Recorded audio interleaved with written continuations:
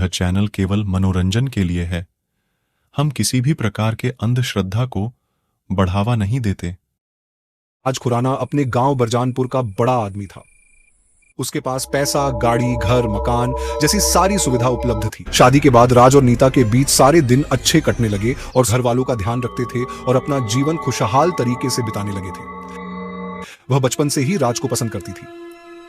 तो सौम्या ने एक बड़ा और गलत निर्णय लिया। सौम्या सबसे छुपकर रात में अकेले काला जादू की काली विधि करने जंगल में जाया करती थी। उस काली विधि के दौरान उसे कई जानवरों की बलि देनी पड़ती थी। एक दिन सौम्या किसी काम से घर लौट रही थी, तभी उसने रास्ते में राज और नीता दोनों को एक साथ खड़े देखा। सौम्या उन दोनों को देखकर अपने घर आ गई थी। उसने ये बात ठान ली थी कि वो जल्द से जल्द नीता को राज से अलग कर देगी। सौम्या हर रात की तरह एक रात जंगल में जा रही थी। वहां का नजारा काफी भयानक था। वह जैसे ही अपनी जगह पर पहुंची, तभी उसने देखा कि वो जहां पर बैठकर अपनी काली विधि करती थी, उस जगह पर अब एक मायावी चुड़ैल खड़ी हुई है। सौम्या ने उस चुड़ैल से बोला कि तुम कौन हो और यहां मेरी जगह में क्यों खड़ी हो? उस चुड़ैल ने बताया कि सौम्या जो अभी तक काली विधि हर रात को कर रही थी, उसी के वजह से वह यहां पर आई है, जिससे वह सौम्या का काम कर सके।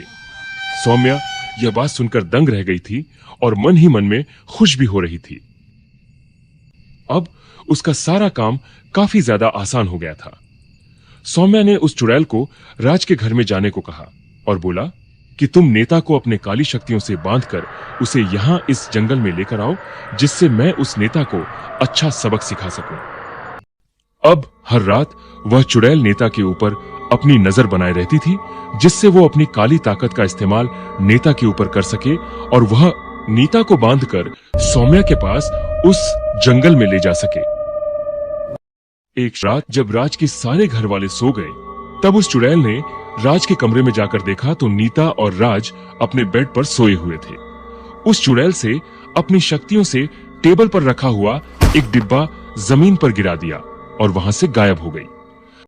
जब नीता की आंख खुली तो उसने देखा कि जमीन पर एक डिब्बा गिरा हुआ था। उसने सोचा कि टेबल पर रखा हुआ यह डिब्बा अपने आप कैसे गिर गया। वह यह सोचती हुई बाहर निकल आई। जैसे ही नीता कमरे से बाहर निकली, वैसे ही वह भयानक चुड़ैल उसके सामने आकर खड़ी हो गई। नीता ने जैसे ही उस चुड़ैल को अपने सामने खड़े देखा, वह अंदर तक डर गई और उसकी आवाज उसके गले में ही अटक गई। उसने हिलने की काफी कोशिश करी, लेकिन वह अपने जगह से जरा सा भी हिल नहीं पाई। चुड़ैल ने नीता को अपनी काली ताकतों के जरिए से हवा में उठा लिया। तभी वहां अचानक से राज पहुंच गया और उसने चुड़ैल के ऊपर अभिमंत्रित राख फेंक दिया। जैसे ही राख उस चुड़ैल के ऊपर पड़ी, वैसे वह चुड़ैल दर्द से तड़पने लगी और उसके पूरे शरीर में आग लग गई और कुछ देर बाद वह राख बनकर हवा में गायब हो गई। दूसरी तरफ सौम्या की सारी काली विधि भी बंद हो गई और उसके पूरे किए कराए पर पानी फिर गया। वह ना जाने जंगल में इधर उधर भटकने लगी और रात के अंधेरे में कहीं गायब हो गई। लेकिन सौम्या दोबारा कभी भी अपने घर वापस नहीं आई। अब राज के घर से सारी बुरी बलाएं और काली ताकतें हट चुकी थी।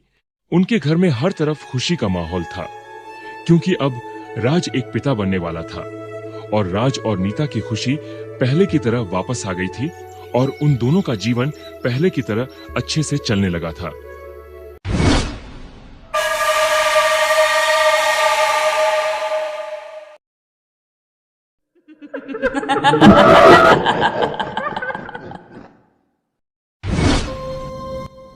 हमारी वीडियोस को लाइक, शेयर करें और हमारे चैनल को सब्सक्राइब करके नोटिफिकेशन बेल को दबा दें, ताकि हमारी नई वीडियोस आपके पास सबसे पहले पहुंच सके।